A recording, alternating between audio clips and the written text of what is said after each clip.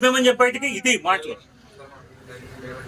నేను మాట్లాడిన ఇప్పుడు రమ్మని చెప్పి ఎక్కడున్నాడు రమ్మని చెప్పి ఎండాడు మర్యాదగా అతను నెంబర్ అయితే నేను మాట్లాడుతా అంటే కనుక ఇష్టం అంటే కొనుక్కొని దుబ్బేమని చెప్పేటికి అని చెప్తున్నాడు. నీకు చెప్పాలంటే బొచ్చు పక్కన